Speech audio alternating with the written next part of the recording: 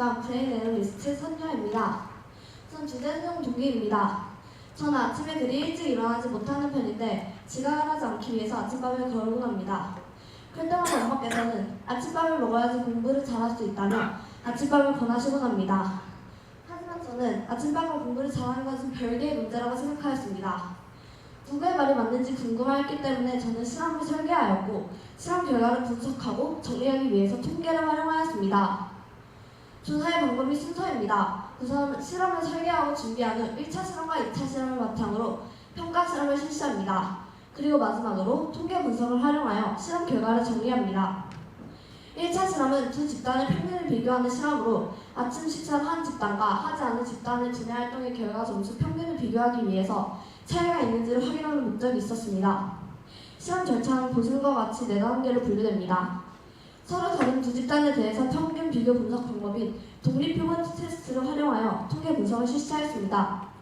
다음은 실험의 변이 통제입니다. 집단 간에 공통적으로 적용해야 할 조건이 통제 변이로는 실험자의 직접 수행과 컨디션이 있었는데 실험자의 전날 수면 시간을 8시간 이상으로 설정하였습니다. 조작 변이로는 아침 식사의 섭취 여부가 있었습니다.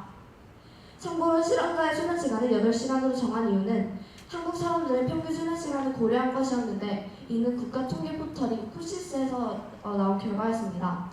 다음은 실험 실시입니다. 우선 실험 대상은 경기도수의 재학생 80명이었고 그중 40명은 아침 식사를 먹고 참여한 실험군이었으며 나머지 40명은 아침 식사를 먹지 않고 실험에 참여한 대조군이었습니다.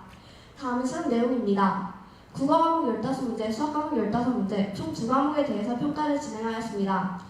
분석 방법으로는 한 문항당 1점으로 15점 만점을 기준으로 정리하여 두 집단의 평균 차이 비교를 위해서 독립표본 테스트를 실시하였는데 이때 마이크로소프트 엑셀을 활용하였습니다. 다음 실험의 결과에 대한 통계 분석이 있었습니다. 독립표본 테스트는 두 집단의 분산이 통계적으로 같은지 다른지에 따라서 분석 방법에 차이가 있으므로 두 집단의 분산을 확인할 필요가 있었습니다. 따라서 저는 F검정을 통하여 두 집단의 분산을 통계적으로 비교하였습니다. 국어 과목의 경우에는 두 분산이 통계적으로 같다고 판단되어 증분산이라는 결과가 도출되었으며 수학 과목의 경우에는 두 분산이 통계적으로 다르다는 결과가 나와서 이분산이라는 결과가 도출되었습니다. 분석 결과, 국어 과목은 실험군과 대조군의 평균이 통계적으로 차이가 있는 것으로 분석되었으며 수학 과목은 실험군과 대조군의 평균에 차이가 있는 것으로 분석되었습니다. 따라서 수학 과목은 아침 식사를 먹은 집단의 평가 점수가 먹지 않은 집단의 평가 점수보다 높다고 결론질 수 있었습니다. 독립표본 테스트 결과를 그래프로 나타낸 것입니다. 우선 국어 과목에서는 식사를 한 집단의 실험군의 평가 점수가 10.38, 대조군의 평균이 9.95로 식사를 한 집단과 하지 않은 집단의 국어 점수의 평균이 통계적으로 같다는 결과가 도출되었습니다. 하지만 수학 과목에서는 실험군의 평균이 11.78, 대조군의 평균이 9.03으로 식사를 한 집단이 하지 않은 집단에 비해서 높은 평균이 있다고 결론이 도출되었습니다.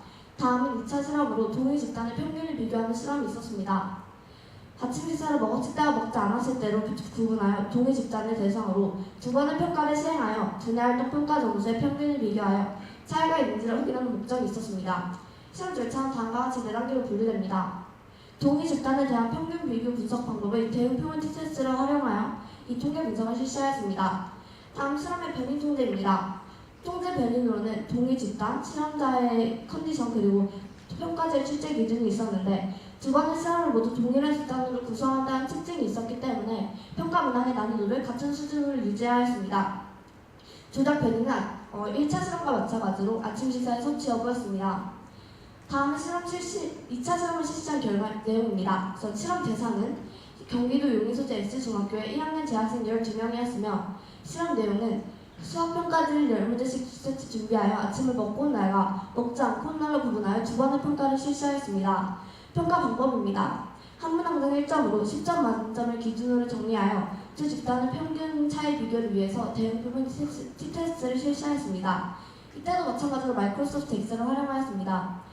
각각의 평가지는 내용과 난이도가 동일해야만 실험의 오류를 최소화할 수 있기 때문에 평가 문항에 대한 출제 기준을 미리 정하였습니다. 다음은 실험에 활용된 평가지의 출제 기준입니다. 다음 실험 결과에 대한 통계 분석입니다. 우선 동일 집단의 평균을 비교해야 하기 때문에 대응 표본 테스트를 실시하였습니다. 분석 결과 아침 식사를 먹었을 때 수학 과목 평가 점수가 먹지 않았을 때의 평가 점수보다 높다고 결론 지을 수 있었습니다. 대응 표본 T테스트 결과를 그래프로 나타내겠습니다. 우선 철의군의 평균이 7.92, 대중군의 평균이 7.08로 식사를 먹은 날의 평균이 먹지 않은 날의 평균보다 높다는 결론이 도출되었습니다. 마지막으로 결론입니다. 종합적으로 언어 영역과 수리 영역에서 실험 결과가 다르게 도출되었기 때문에 엄마의 말과 저의 말 중 하나의 주장이 맞다고 결론 지을 수는 없었습니다. 하지만 이번 실험을 바탕으로 알게 된 점은 전 수학적 두뇌 활동에는 아침밥이 영향을 미친다는 것이 사실이었으며 그리고 수학 공부를 잘하는 데 도움이 된다는 것도 사실이었습니다. 이상으로 저희 발표를 마치도록 하겠습니다. 감사합니다.